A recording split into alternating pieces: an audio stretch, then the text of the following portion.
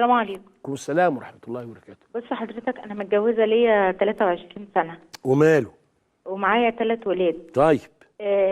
من كتر الخنقة اللي احنا كنا فيها، وهو الزوج كان بخيل جدا وكان معاملته لينا سيئة قوي، وكان ضرب وإهانة وشتيمة، والضرب كان بكسر يعني، مش كان أي حاجة. وكان معتمد على أهلي في إن هم يصرفوا على البيت، وبابا الله يرحمه ما كانش عاوز خراب للبيت وبتاع، كان بيديني وبيصرف ف جيت جم اتوفوا والدتي ووالدي، فالدنيا خربت اكتر.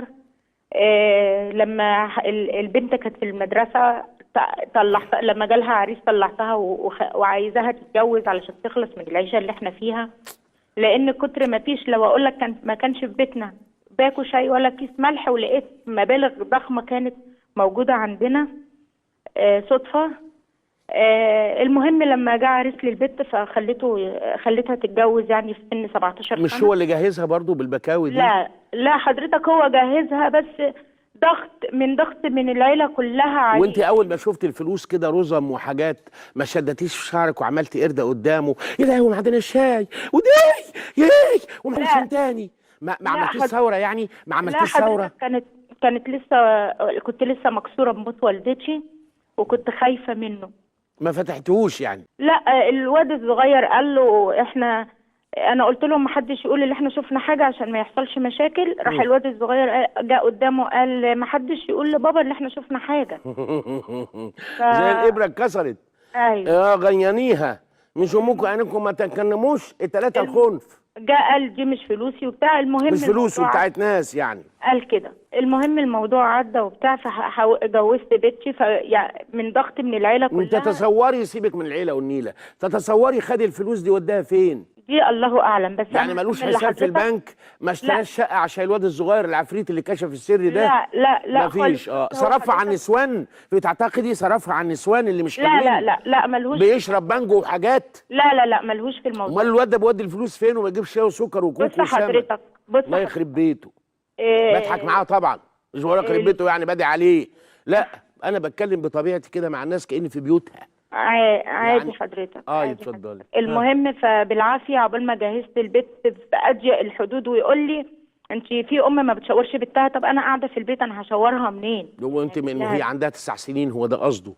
يعني من زمان كنت تجيبي كل يوم فطين حلتين بتاع. طب منين؟ ما انت ما بتدينيش مصروف. طب ما قلتلوش ليه كده بالراحه يا حلو؟ قلت. ما انا انت عارفه انا اللي يهمني ايه؟ بس هديكي فكره، انا اللي يهمني قلت ازاي.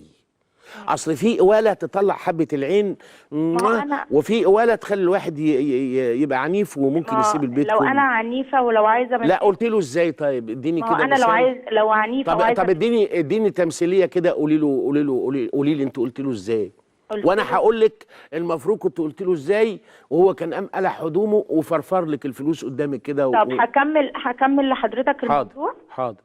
فالمهم يعني، فراح جاي بعد كده العيشه بقت مستحيله، ضرب. لا مش هقول لها، قول السؤال براحتها، وناخد كمان ساعه بعد الهوا. قول يا حبيبي. الله يخليك ويكرمك يا رب. عشان في موضوع مهم متعلق بالشريعه يعني. المهم فبعد العيشه ما استحالت، وكنت مستحمله عشان خاطر الولدين اللي بقوا معايا.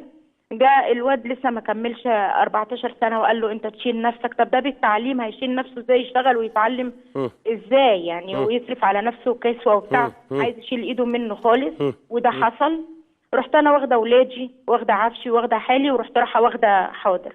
رحت رايحه واخده شقه ايجار حديث، وما نجحتش فيها. لف ورانا ورجعنا تاني وكده. فدلوقتي حصل برضو عركه بيني وبين اخوه وعياله واهله، اتلموا علينا ضربونا وحرقوا لي الشقه. هو استخبى وقال انا ما اجيش اقف قدام اخويا، وقفل التليفون وقعد يلعب دومينو على القهوه.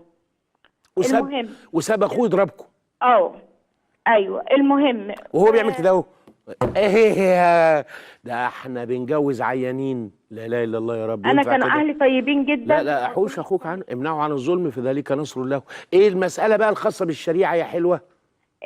ان انا دلوقتي تعبت وزهقت من كل حاجه، ففصلت عنه. انا دلوقتي قاعده في اوضه لوحدي، وهو في اوضه لوحده. ما بيصرفش علينا، ما بينفقش حاجه ابدا عليا خالص. ايوه. ده طول عمره، فزاد بقى لو كان بيجيب حاجه فاتمنعت خالص. فرحت قلت له لا انت في حالك وانا في حالي. وهتصرفي انت منين طيب؟ ما هو ابني بيشتغل، فانا عايشه في دنيتي دي على قد قرشي. فاضل دقيقة. حاضر، أنا في الدقيقة دي هقول لها أنت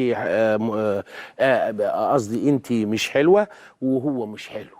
أنت مش حلوة لأنك أنت بتهربي بجلدك وابنك بيشتغل فبيغطيكي ويغطيه، فأنت مستغنية عن أبوه. ومش حلوة عشان الراجل مش قايم بدوره ولا بينفق على بيته وعياله وبيسيء العشرة، وكل دي قلة أدب. فأنتوا الاتنين تعبانين، وأنتوا الاتنين متخلفين، وأنتوا الاتنين ما تعرفوش ربنا.